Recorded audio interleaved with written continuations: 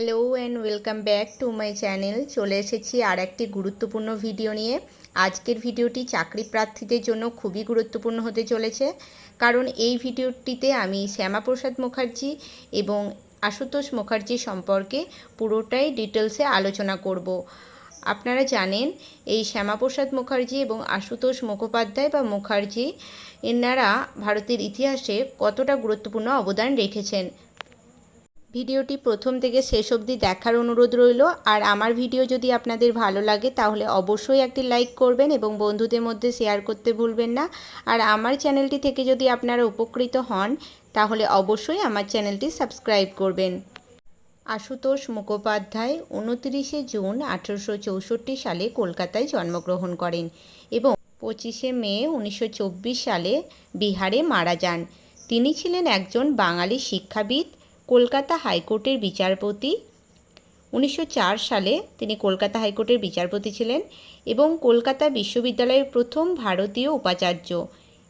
কলকাতা বিশ্ববিদ্যালয়ের প্রথম ভারতীয় উপাচার্য ছিলেন 1906 সালে। এছাড়াও তিনি ছিলেন বিশিষ্ট গণিতজ্ঞ।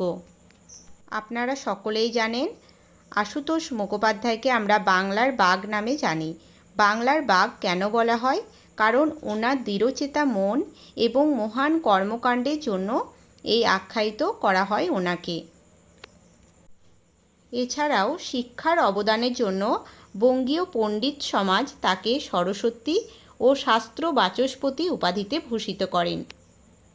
ওনার সন্তান ছিলেন শ্যামাপ্রসাদ মুখোপাধ্যায় বা মুখার্জি, আর তিনি পুরস্কার পেয়েছিলেন order of the Indian empire, Indian association for the cultivation of সায়েন্সের সক্রিয়ভাবে সম্পৃক্ত করেছিলেন তিনি।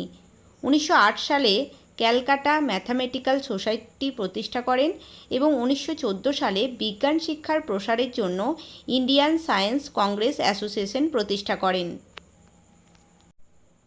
ওনার একাডেমিক অবদানের মধ্যে 1893 সালে জিওমেট্রি অফ কোনিক্স এবং 1898 সালে এল অব পারপিচুইটিস এর ক্ষেত্রে অবদান রাখেন।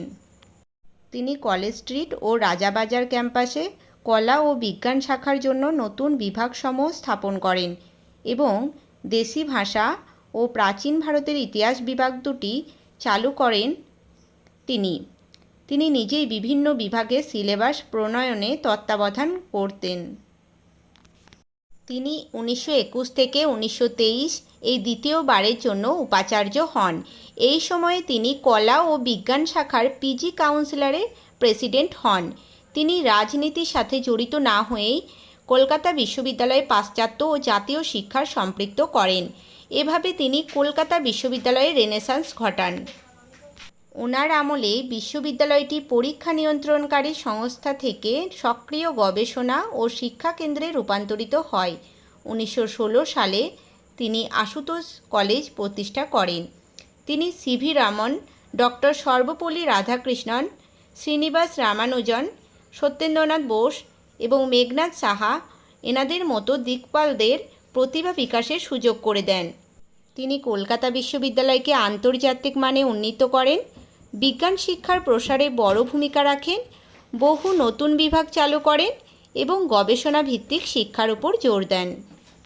এবার আমরা আলোচনা করব শ্যামাপ্রসাদ মুখোপাধ্যায় বা শ্যামাপ্রসাদ মুখার্জিকে নিয়ে।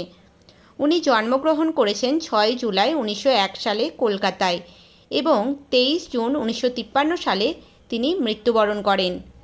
ওনার মাতার নাম ছিল যোগমায়া দেবী এবং পিতার নাম ছিল আশুতোষ মুখোপাধ্যায়। আসন্ন পরীক্ষার জন্য এটা খুবই গুরুত্বপূর্ণ। তিনি ছিলেন ভারতীয় রাজনীতিবিদ, ব্যারিস্টার এবং শিক্ষাবিদ। তিনি ভারতের প্রথম প্রধানমন্ত্রী পণ্ডিত জওহরলাল নেহেরুর মন্ত্রিসভায় ভারতের প্রথম শিল্প ও সরবরাহ মন্ত্রী, বর্তমানে যেটির নাম বাণিজ্য ও শিল্প মন্ত্রণালয়, দায়িত্ব পালন করেন। পরবর্তীতে কুখ্যাত নেহেরু লিয়াকত চুক্তির বিরোধিতা করে তিনি নেহেরু মন্ত্রিসভা থেকে পদত্যাগ করেন। 1951 সালে রাষ্ট্রীয় স্বয়ংসেবক সংঘের সহযোগিতায় ভারতীয় জনতা পার্টির পূর্বসূরি দল ভারতীয় জনসংঘ দল প্রতিষ্ঠা করেন। তখন তিনি প্রথম সভাপতি ছিলেন 1951-52 সালের। তিনি বাণিজ্য ও শিল্পমন্ত্রী ছিলেন 1947 থেকে 1950 সালে এবং গণপরিষদের সদস্য ছিলেন 1946 সালের 9 ডিসেম্বর থেকে 1950 সালের 24 জানুয়ারি পর্যন্ত। কলকাতা বিশ্ববিদ্যালয়ে উপাচার্য ছিলেন 1934 থেকে 1938 সাল পর্যন্ত। এবার বলবো ওনার রাজনৈতিক জীবন সম্পর্কে। শুরুতে ভারত বিভাজনের তীব্র বিরোধী ছিলেন তিনি। 1941 সালে বলেন, 11ই ফেব্রুয়ারি মুসলিমরা যদি ভারতবর্ষের বিভাজন চায় তবে ভারতের সকল মুসলিমদের উচিত তাদের তল্পিতল্পা গুটিয়ে পাকিস্তানে চলে যাওয়া। পরবর্তীকালীন লর্ড মাউন্টব্যাটেনের বাড়িতে ভারত বিভাজন ও বাংলা বিভাজন নিয়ে আলোচনা হয়। সভায় সিদ্ধান্ত হয় সংখ্যাগরিষ্ঠ মুসলিম ও হিন্দু জেলা প্রতিনিধিদের নিয়ে দুটি আলাদা সভা হবে এবং সবার মতামত নেওয়া হবে। একটি সভার ফলাফল ও যদি বাংলা ভাগের পক্ষে যায় তবে বাংলা ভাগ হবে। মুসলিম সংখ্যাগরিষ্ঠের সভায় বাংলা বিভাজনের বিপক্ষে বেশি ভোট পড়ে, কিন্তু হিন্দু সংখ্যাগরিষ্ঠদের সভায় বাংলা বিভাজনের পক্ষে ভোট পড়ে। এখানেই বড়সড় ভূমিকা পালন করেছিলেন তিনি। এবার আমরা জানব 20 জুন কেন পশ্চিমবঙ্গ দিবস পালন করা হবে। 1947 সালে এই 20 জুন বাংলা বিধানসভার ভোটাভুটির মাধ্যমে অবিভক্ত বাংলা ভাগের সিদ্ধান্ত হয়েছিল, যার ফলে হিন্দু সংখ্যাগরিষ্ঠ অঞ্চল নিয়ে পশ্চিমবঙ্গ নামে রাজ্যের জন্ম হয়। ভারতীয় জনসংঘের প্রতিষ্ঠাতা ডক্টর শ্যামাপ্রসাদ মুখার্জি বঙ্গভঙ্গের দাবিতে নেতৃত্ব দিয়েছিলেন এবং বাংলা জাতি পূর্ব পাকিস্তানে অন্তর্ভুক্ত না হয় তার জন্য আন্দোলন করেছিলেন। তার এই অবদানের জন্যই 20 জুন পশ্চিমবঙ্গ দিবস পালন করা হবে। এছাড়াও কিছু গুরুত্বপূর্ণ তথ্য ওনার সম্পর্কে জানতে হবে, যেমন তিনি ছিলেন সর্বকনিষ্ঠ উপাচার্য। 33 বছর বয়সে তিনি উপাচার্য হয়েছিলেন।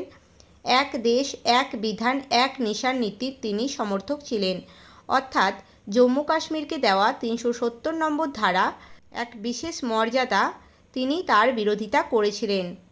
পণ্ডিত জওহরলাল নেহরুর মন্ত্রিসভায় এই নিয়ে মতবিরোধ দেখা দিলে তিনি পদত্যাগ করেন। কাশ্মীরে তিনি গ্রেপ্তার হন এবং জেলে রহস্যজনকভাবে ওনার মৃত্যু হয়। তো এই ছিল ভিডিওটি ভালো লাগলে অবশ্যই একটি লাইক করবেন, বন্ধুদের সাথে শেয়ার করবেন এবং আমার চ্যানেল থেকে উপকৃত হলে অবশ্যই সাবস্ক্রাইব করবেন। আজকের ভিডিওতে আমি সমস্ত কিছু ডিটেলস আলোচনা করেছি, এর বাইরে আর কোনো তথ্য নেই। শ্যামাপ্রসাদ মুখোপাধ্যায় এবং আশুতোষ মুখোপাধ্যায় সম্পর্কে এই তথ্যগুলো আপনাদের মনে রাখতে হবে। আজকের ভিডিওটি এইটুকুই, দেখা হচ্ছে পরের ভিডিওতে, ততক্ষণ টাটা।